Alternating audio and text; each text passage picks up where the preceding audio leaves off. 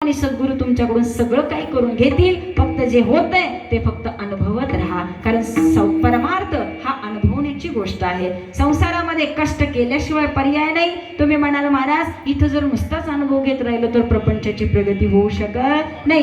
गाडी पाहिजे असेल, घर बांधायचं असेल तर आम्हाला कष्ट केल्याशिवाय, पैसा मिळवल्याशिवाय गोष्टी साध्य होणार नाहीत. आणि घरात नुसतं पलंगावर बसून आम्हाला कोणीही पैसा देणार नाही. जसं पैसा मिळवण्याकरता नोकरी गरजेची, नोकरी करण्याकरता अभ्यास महत्वाचा आणि अभ्यासाकरता शिक्षण महत्वाचं, ही लिंक जशी लागते तसं परमार्थ करण्याकरता, देव भेटण्याकरता आमचा पाया हा नामस्मरणाचा असावा. नामस्मरणानं मायबाप उंची गाठता येते. साधू संतांचं प्रेम उत्पन्न होतं. त्यावेळी आम्ही जगाला सांगू आम्ही संतांच्या संगतीमध्ये गेलो आणि हा परमार्थ आमच्या हाताशी आला. म्हणून म्हणावं महाराज. ठीक आहे ना.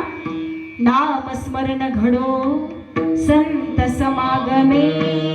ठीक आहे ना महाराज. संतांच्या संगतीमध्ये आम्हाला नामस्मरण घडलं पाहिजे. आणि हे जे संसार रूपी मायबाप चित्त आहे ना, हे संसारामध्ये रमावं, परंतु या चित्तामध्ये कुठेतरी देव सुद्धा आवडावा. एवढंच एक मागणं या मनाला सांगा की देवाला तेच आवडेल.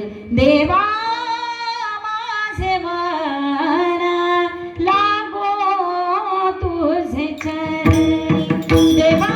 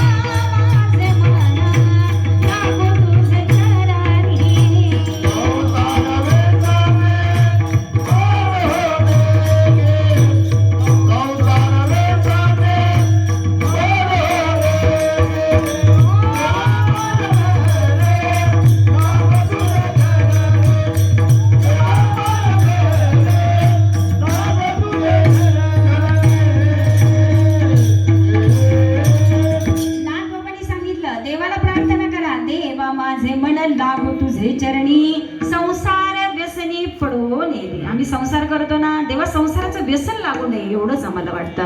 कारण आम्ही एकदा संसाराचे झालो ना की या संसाराच्या पायी, या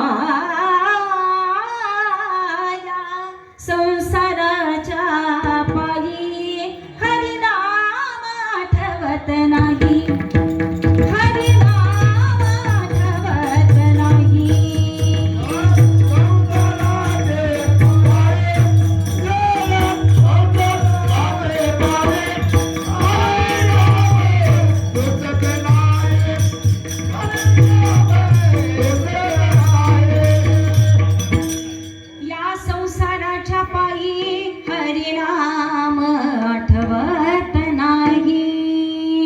गायकांना थोडंसं जागरूक राहावं लागेल आजच्या कीर्तनावर.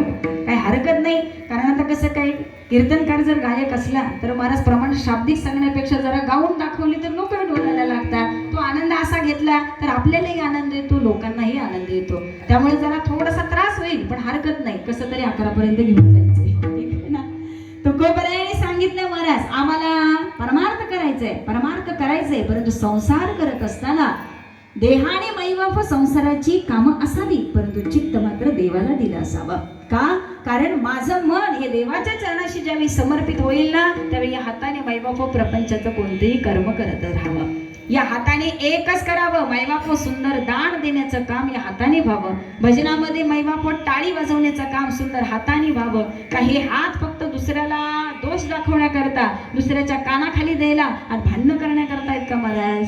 तुला बघतो तुला दाखवतो, ते तोंडाने होत नाही, त्याला हात उचलावाच लागतो. त्यावेळी ते बघतो दाखवतोची भाषा कंप्लीट होते. म्हणून परमार्थ सांगतो की या हाताचा वापर काय असावा, या सुंदर डोळ्याचा वापर काय असावा. हे फक्त रखरख बघण्याकरता डोळे आहेत का? हिचा डाग कुठला 5 तोळ्याचा केला, 4 तोळ्याचा केला, हिनं पैठणी घेतली, ती अशी म्हणाली मी माझ्या डोळ्याने पाहिलं. आम्ही तिथं वाक्य वापरतो. ठीक आहे ना. अहो तुम्ही काय सांगताय, तुमचा विश्वास बसणार नाही. मी स्वतः पाहिलं त्याला अमकं करताना. कशाला मध्ये घेतला मी? हा माझ्या डोळ्यांनी पाहिलं. कुणी पाहिलं? डोळ्यांनी पाहिलं. हे कुणाला कळलं? चित्ताला कळलं. मग हे चित्त जर आम्ही या डोळ्यांना योग्य कर्मात लावले, या डोळ्याने जर आम्ही देवाचं दर्शन सुंदर घेतलं, तर मगाच्या प्रश्नाचं उत्तर मिळेल की आज देवानी सुंदर असा केशरी रंगाचा ड्रेस घातलेला होता. हे उत्तर कोण देईल? डोळ्यांनी दिलं पाहिजे आणि त्यावेळी आम्ही ते बोललं पाहिजे. म्हणून मला तुकोबराय सांगतात, सुंदर ते ध्यान उभे विटेवरी